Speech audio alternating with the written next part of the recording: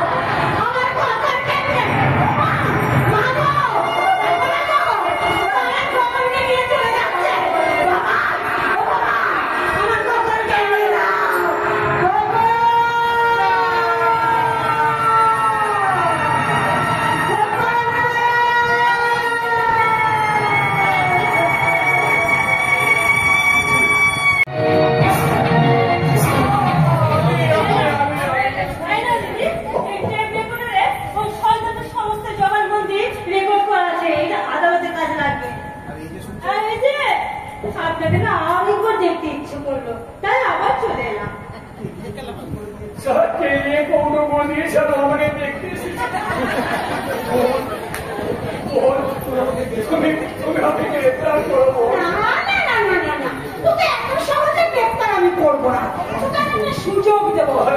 সুযোগ দেবে?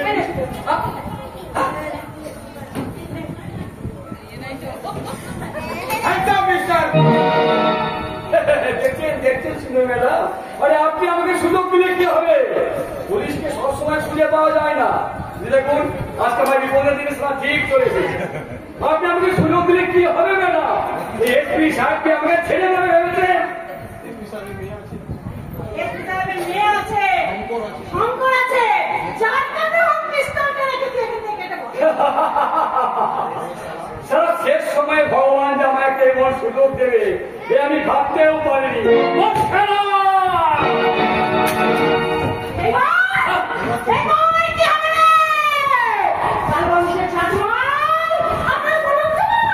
এখন আমি কি করি? ছাট মানে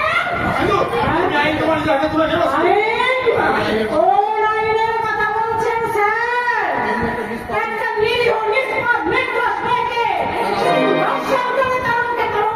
মাখিয়ে দেওয়া হয়েছিল, সেদিন কোথায় ছিল আপনাদের আইন? যেদিন ভরা কোর্টের মাঝে নকল করে এই মেয়েটাকে আবার কলঙ্কিত করা হলো, সেদিন কোথায় ছিল আপনাদের?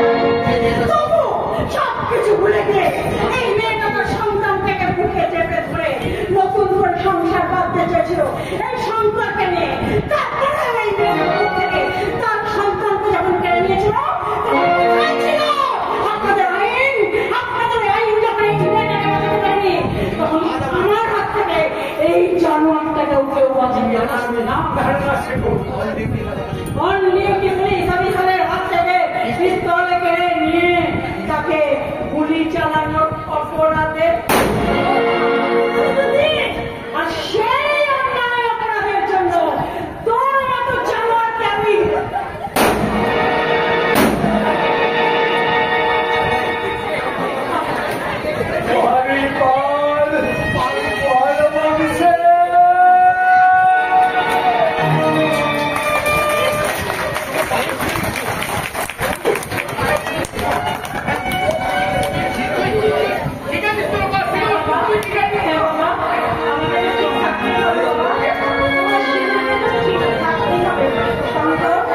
আইনের চোখে তুমিও সমান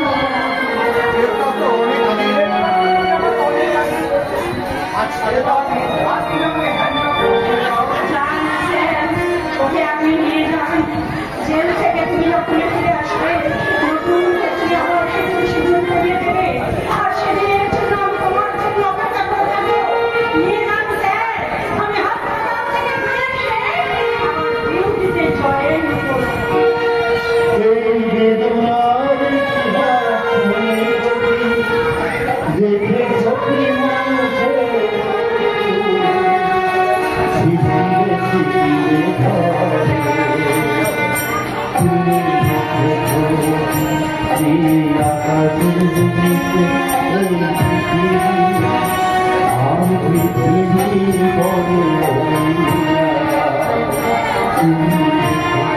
I'm